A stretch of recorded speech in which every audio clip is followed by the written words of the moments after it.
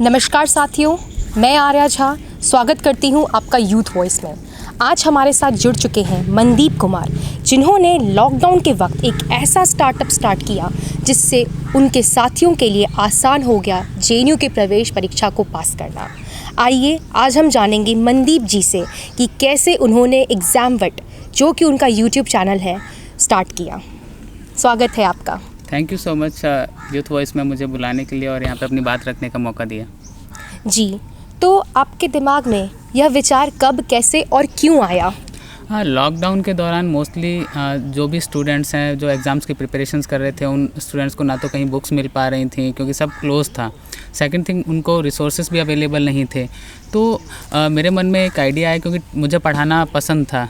तो एक दिन बैठे बैठे मैंने मोबाइल से एक वीडियो बनाया और अपलोड कर दिया।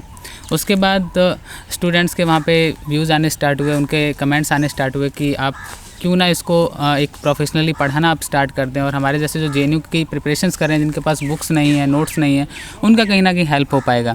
तो वहीं से मैंने स्टार्ट किया। रिसोर्सेज नहीं थे, केवल मोबाइल उठाया और मैंने स्टार्ट कर दिया, एंड वो अभी अनवरत चल रहा है। जी, तो जब आपने स्टार्ट किया एग्ज़ामवट, तो लोगों का रिस्पांस कैसा था? आपने छात्रों को कैसे जोड़ा? मेरा एक ही फोकस रहा स्टार्टिंग से कि मैं कंटेंट को बेहतर कर पाऊँ। मेरे पास कैमरा नहीं था उस टाइम में, तो केवल वीडियोज़ है वो मोबाइल से बनाता था।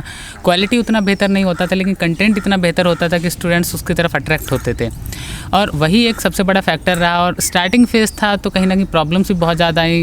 लॉकडाउन में घर होने की वजह से सिस्टम्स प्रॉपर नहीं था मेरे पास, लेकिन फिर भी मैंने अपना कोशिश किया और स्टूडेंट्स को अपनी तरफ लाने का केवल एक ही मीडियम था मेरे पास कि मैं अपना कंटेंट बेहतर रखूं, और वही मेरी सबसे बड़ी मजबूती बन के सामने है। जी, अब एग्ज़ामवट के आपके इस प्रयास से कितने छात्र सफल हो पाए, और अब आपकी आगे की आगामी योजना क्या है? एग्ज़ामवट जब हमने आरंभ किया था तो स्टूडेंट्स को भी, क्योंकि स्टार्टिंग होती है और यूट्यूब एक ऐसा प्लेटफॉर्म है जहाँ पे अगर क्वालिटी बेहतर ना हो तो उतना आपको रेस्पॉन्स नहीं मिलता है, लेकिन मुझे जितना भी रेस्पॉन्स मिला स्टूडेंट्स की तरफ से, मैंने मेहनत की, एंड फाइनली जब जेएनयू के रिजल्ट्स आए तो जो लास्ट कट ऑफ थी, तब तक एग्ज़ामवट से पढ़े हुए टोटल 54 स्टूडेंट्स जेएनयू में जो बैचलर्स के फॉरेन लैंग्वेज के कोर्सेस हैं और बीएससी एमएससी आयुर्वेद है, उसमें मिला के टोटल 54 स्टूडेंट्स का सिलेक्शन हुआ। जबकि क्लासेस मेरे पास बहुत ज़्यादा कैंडिडेट्स ने ज्वाइन नहीं की थी, अराउंड 120 स्टूडेंट्स ने क्लासेस ज्वाइन की थी, मेरा फर्स्ट टाइम था।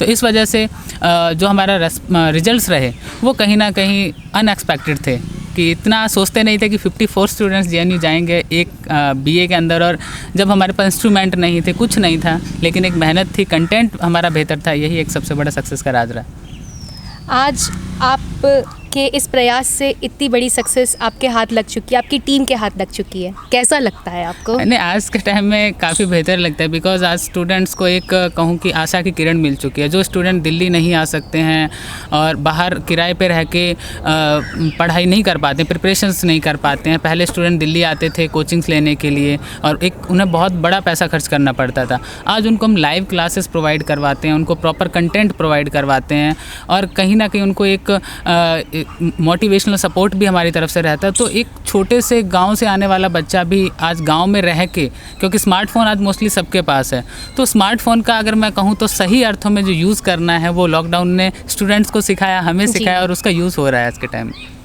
आज आप यूथ वॉइस पे हैं, तो आज यूथ वॉइस के ज़रिए आप लोगों को क्या कहना चाहते हैं? यूथ वॉइस के ज़रिए सबसे बड़ा मैसेज मैं खासकर युवाओं को देना चाहूँगा, जो खासकर आज के जो इंस्ट्रूमेंट्स आपके पास अवेलेबल हैं, आपके पास स्मार्टफ़ोन है, स्मार्टफ़ोन का आप लोग यूज़ करते हैं सोशल मीडिया में, आप यूट्यूब को वहाँ पे मनोरंजन के लिए यूज़ करते हैं, लेकिन उसका एक और फैक्टर है, आप उससे अपनी ज़िंदगी को भी बदल सकते हैं। जैसे मैंने औरों की ज़िंदगी बदलने की कोशिश की। एंड एक और बात आपको बताऊंगा कि जेएनयू में इस साल जो 54 सिलेक्शन हुए, उनमें से काफ़ी बच्चे ऐसे थे जिनके पास लॉकडाउन में बुक खरीदने तक के पैसे नहीं थे, और एग्ज़ामवट ने उनको हर एक चीज़ फ्री ऑफ कॉस्ट प्रोवाइड करवाई थी, and now they are studying in JNU. अब वो स्टूडेंट हो चुके हैं यहाँ के, एंड अच्छा लगता है ये देख के कि कम से कम किसी का सपना जेएनयू आने का पूरा हुआ।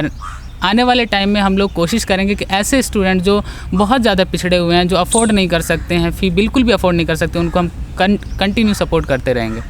जी, हमारी भी यही आशा और कामना रहेगी कि आपका एग्ज़ामवट काफ़ी आगे बढ़े और अन्य छात्रों और छात्राओं की मदद करते रहे।